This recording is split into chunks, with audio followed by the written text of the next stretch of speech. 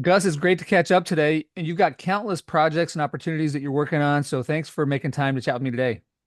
Absolutely. Thanks for having me on the podcast. You've been in the military for a long time now.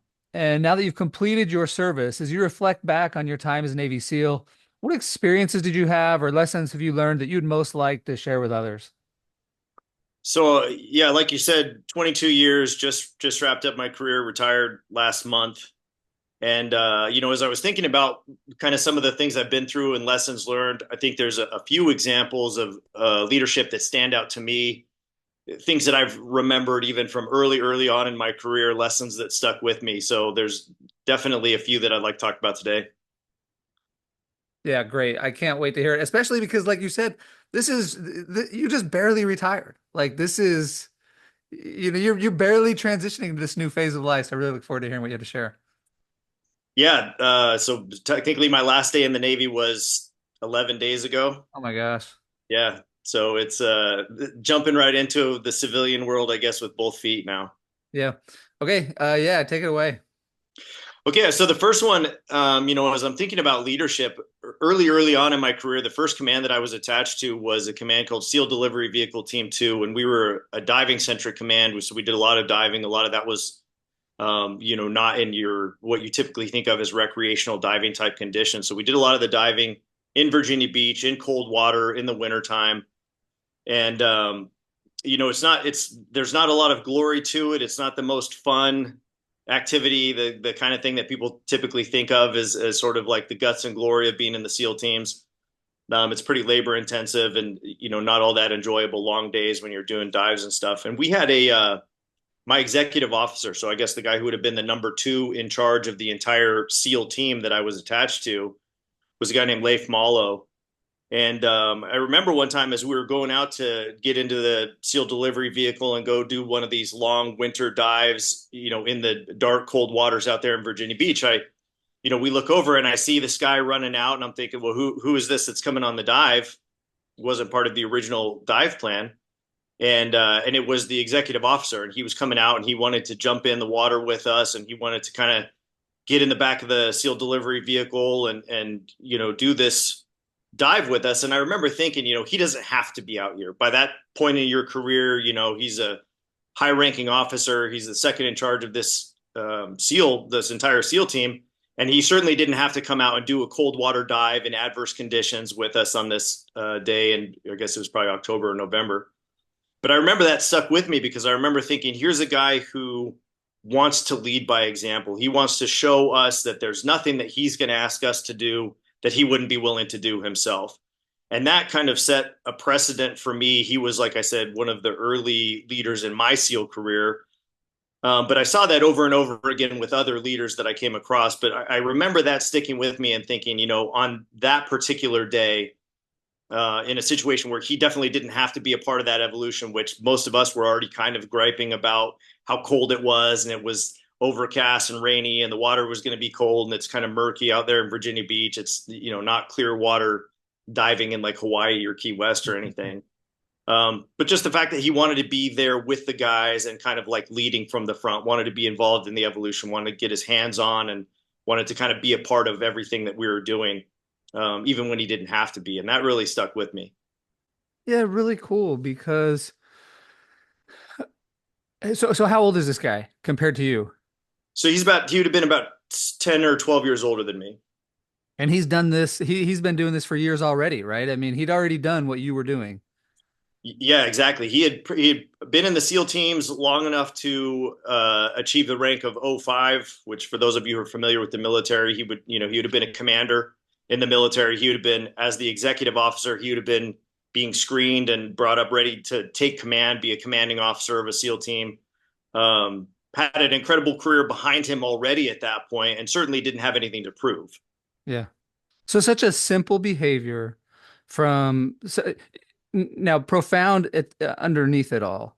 Mm-hmm. He's showing you, of course, that he's willing to do everything that he's asking you to do, but a simple behavior that all these years later, when I ask you, what do you most want to share? That's something that jumps out to mind. So I think it just shows how maybe underappreciated this can be from a leadership standpoint if you just show people that you're willing to do everything that you've asked them to do.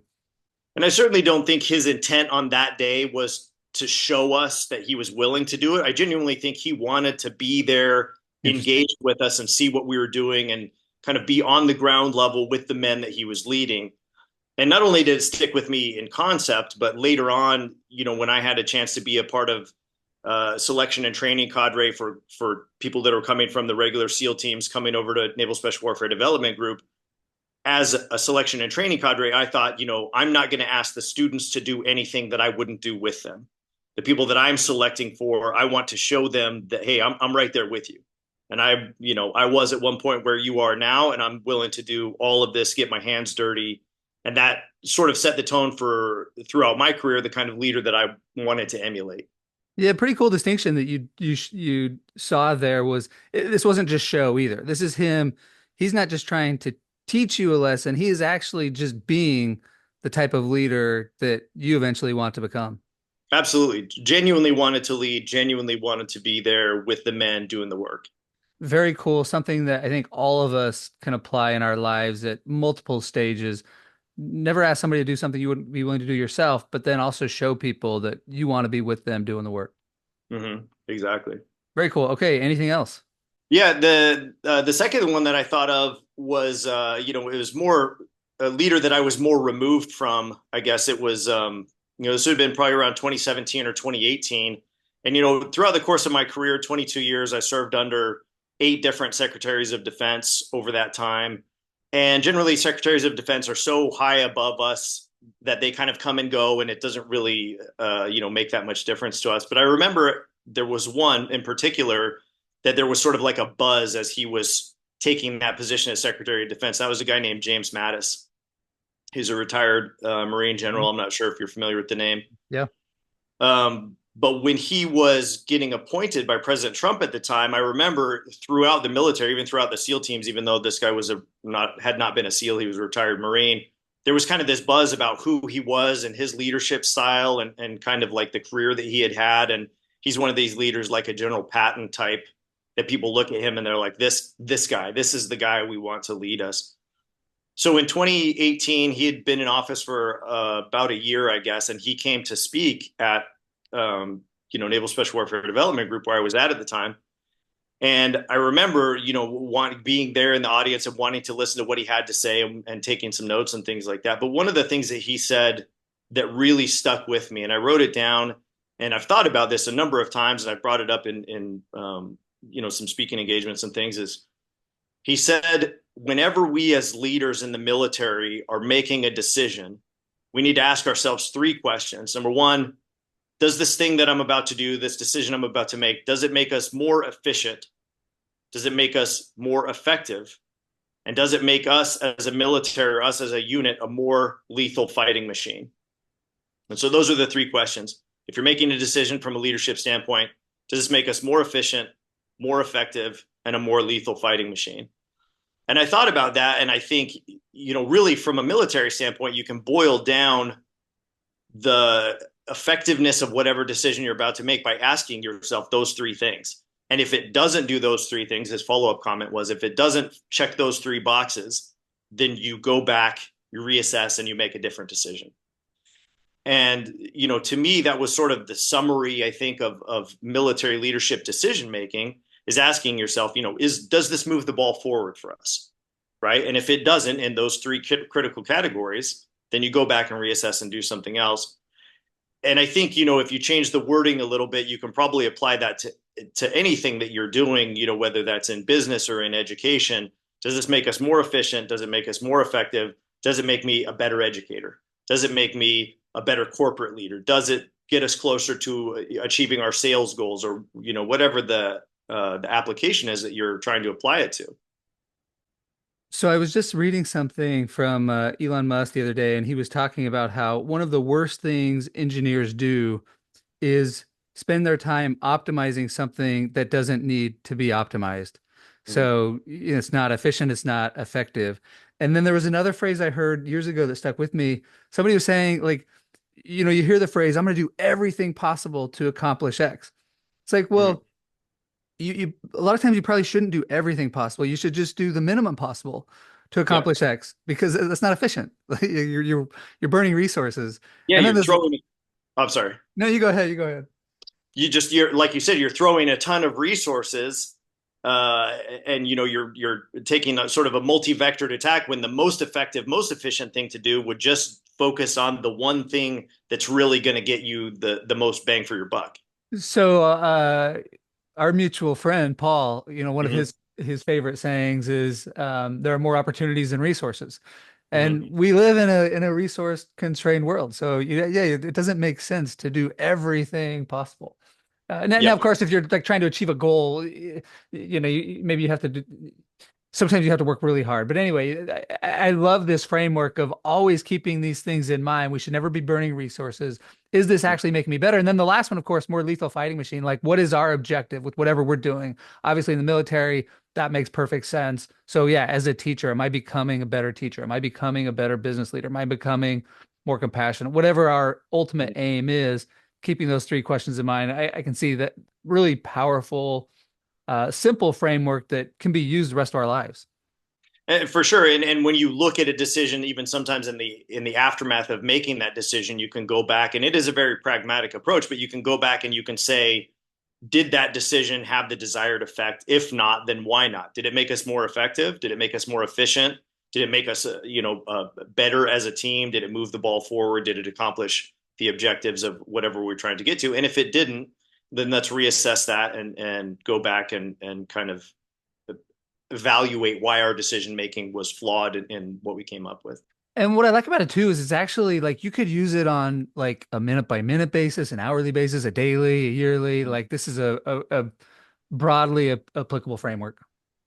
For sure, and it plays into there was an aviator, I want to say back in the 60s and 70s, a guy by the name of Boyd. He was an Air Force aviator, and he came up with this thought loop, this decision making loop. We call it the OODA loop or Yeah, Boyd's yeah. loop, if you're familiar with that. Uh-huh. Observe, orient, decide, act. And you can do that minute by minute. You can do it like you said, on an hourly basis. You can do it mission by mission, or just however the situation presents itself. But it's sort of that same framework of a little more in depth, but observe, what is it that's happening, orient yourself to what's going on around you, make a decision, decide, is this decision going to move the ball forward for me, and then act, and then go back, reassess, and say, did that have the desired outcome? If not, reorient yourself, make another decision, and act.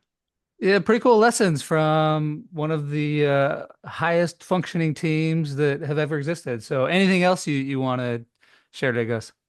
I think the last thing, and I think this applies in really any, and there are countless examples that I could give of this, but I think communication, we talk a lot about communication in the sense of like, how do we communicate with the people that we're leading?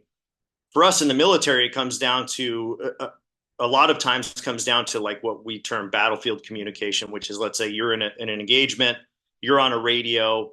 The message that you need to get across to your troops has to be the most concise and convey all of the information in as little words as possible. And so you get on, do your little push to talk, and then the message that comes out has to be exactly what you need to say. It has to be clear, it has to be concise, and it has to be timely. And I think that translates into leadership both in the military and outside of the military in the way that we communicate with our people. And that's, am I delivering information that's timely and accurate and concise? And am I doing it in a way that's clear and understandable? And have found in my career that the best leaders are not the people who hem and haw and, try and softball pitch their delivery sometimes of bad information or negative information or whatever. They're the people who just, they show up and they say, here's the information, here's what we're going to do with it, this is what you need to know, now go execute. And I think that kind of communication is what has made us as an organization, us in the military, as effective and as efficient as we possibly could be. Yeah, it gets back to a little bit this idea of efficient and effective. One of my friends who's a senior military strategist was in the military for, I think it was like 40 years. One of his most favorite phrases that he always tried to implement was be brief, be brilliant, be gone. And I Mm-hmm. think it does a nice job of capturing this. Like we can't waste time. You gotta say enough. You gotta make sure people understand. Yep. But say what you got to say and then get out of there and I guess go start acting. Yeah, that's exactly right. And I think a lot of times the more wordy you try to get with something, your message gets convoluted or it might get lost in sort of all of the noise. And if you can just, yeah, be brief, be concise, and then be gone and, deliver your message, let people know exactly what they need to do. It's important that you're clear with your message, but don't belabor the point. One of my favorite lessons I learned was from a English professor I had in Ephraim, Utah. I went to Snow Junior College for a year and a half, and Mm-hmm. his lesson that always stuck with me was write to express, not to impress. And I think the same could be said for when we're speaking. Like the point of communication is to express ideas, share ideas. It's not to impress people. As soon as you start trying to impress people, and maybe it's like that military leader that joins you on the dive. He wasn't doing that to try to impress you. He was Right. expressing, he was showing you that he cared about you. So anytime we transition or we shift from this expression to trying to impress people, I think we've gone down the wrong path. Yeah. When I was growing up, my father was fond of saying, say what you mean and mean what you say. Yeah. Don't get too wordy with it. Just say what you mean what you say. All right. Can I ask you one or two bonus questions? Absolutely. I'm curious as a Navy SEAL. I recently read Admiral McCraven's book Sea Stories, and Admiral McCraven was Admiral of the Army, or Admiral McCraven was the Admiral of the Navy, Mhm. and he described going through buds and different dives and different missions, and I'm just wondering from your perspective, like how do you manage your thoughts? How do you control your thoughts when you're operating under some of the most harsh, challenging conditions? How do you control your mentality? I think it comes down to, we go back to everybody, our shared experience in the teams is going through buds. It's a process that I think a lot of people are familiar with now. It's the basic underwater demolition / SEAL training that we go through at the very beginning, Hell Week, and all of those kind of things. And you have to break it down into manageable chunks. You have to break it down into digestible bites. And so if you let your thoughts run away with you, if you get into a situation, whether it's combat or a dive that may not be going perfectly, sometimes there's problems with the dive rig and you have to know your emergency procedures, or a skydive that may not be going the way you want it to, and maybe you've had a canopy malfunction or something, and you really have a very finite amount of time to sort through your thoughts, figure out what you're going to do about this situation, and then sort it out. And I think what you have to do is you have to get back to that sort of like small locus of control that you have. Like, how much can I control? So for us, when we're going through buds, it's maybe the next training evolution. So it's maybe the next log PT or the next boat PT or make it to the next chow. And you can control that hour. But if you start getting ahead of yourself and start thinking about, oh man, I have to make it through, in the case of Hell Week, I have to make it through another, 96 hours without sleep, or I have to make it through another however long, 3 days, 4 days without sleep. And it just seems interminable. And I think if you let your thoughts run away, you get ahead of yourself, and that's where people get really discouraged. I think that's what probably makes a lot of people quit, is they just think, well, this is never going to end. So you have to just sort of rein it in and say, this is what I have control over. There's a really good section of a book that was written by a guy named Matt Bissonette. He talks about being on a rock climb. And, he says when he got in this situation where he was maybe a little bit outside of his skill level, and he realized the only things he could control what was it in that 3 foot circle around him, his next hand hold, his next foot hold. And I'm sort of paraphrasing what he said. Mhm. But if he started looking up or started looking all the way down, then your mind's going to start racing, and you just think there's no way I'm going to finish this climb. There's this outside of my skill level. But instead, you just think about that 3 foot circle around you and what can I control? What's my next handhold? What's my next step? And I think for me, in combat situations, when things have gotten really dire, you just think, okay, what's my next step? What can I control in this situation? Okay, here's where I need to move to. Okay, here's what I need to engage. Here's the next position that's safe for me from a standpoint of fighting. And then you just move through and continue that OODA loop, right? Observe, orient, decide, and act. Really interesting for so many reasons. And there's a phrase I really like. Says something like all self-help can be boiled down to think long term thinking. Mm-hmm. this is the exact opposite. When you're in these especially stressful situations, you're saying like the most important thing to do is think about how can I make it to my next lunch? Hmm. What can I do in the next few minutes, next second? So it's like the ultimate short-term thinking to help you get through these most challenging times. Yeah, and I think when we think about like goal setting, for example, I think there is definitely a benefit to looking long term. If I'm setting a goal, I want to know I have to have a vision of where I want to be in 10 years or 20 Mhm. years to set a goal for how I'm going to achieve that. But when I look at executing that goal, I'm looking at executing today, right? If I just start thinking 20 years down the road, maybe I have a goal set for that time period. But if I don't do what I need to do today to get to where I want to be at the end of this week and at the end of this month and at the end of this year, then it doesn't matter what I wanted to do 20 years down the road. I won't have executed Yeah. today Yeah. to get me where I needed to go. So I think you have to break it down into bite-sized pieces, maybe have a long-term vision and a short-term strategy for execution. Yeah, I think that's the distinction. That's great. Last question. Mm-hmm. Well, maybe two more things. I'm curious. So you talk about buds, and I was wondering, as you're, 10, 15, 20 years into your military career, are you still thinking back to like the lessons you learned in buds? Or is that a foundation that's still there, but you're not really kind of drawing on that in the day to day?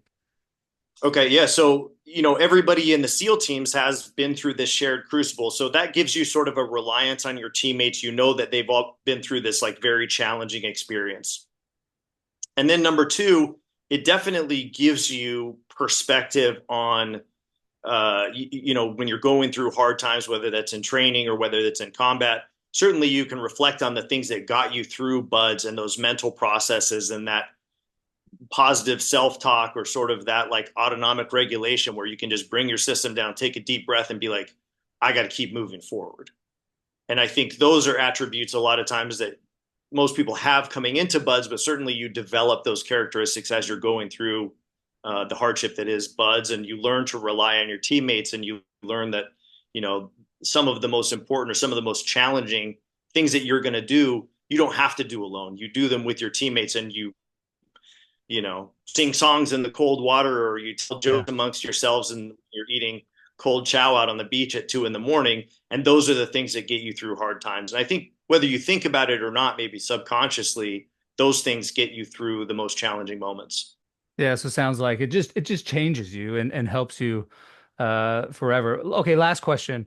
What did you most Sure. love about your time in the military? Oh man.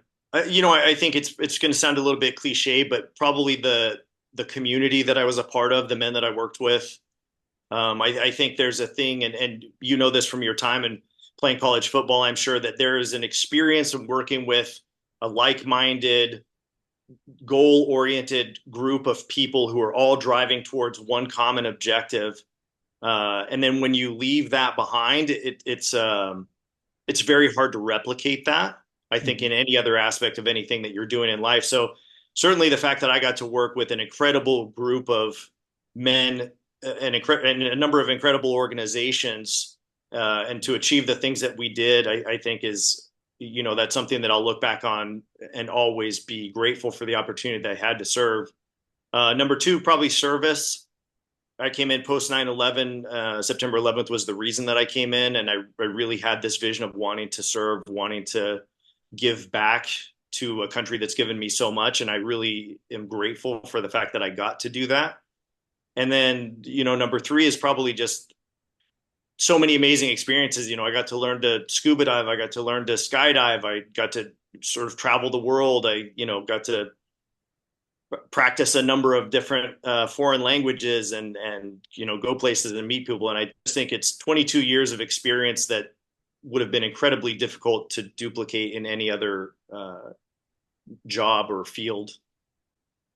Well, Gus, this is a real pleasure for me. I am so grateful that you would take time sharing these lessons and sharing such interesting stories. And, I think it's been packed so full of wisdom. I'm excited for you and the next phase of your life because you have so many great opportunities ahead of you. You deserve it. Thank you for your service.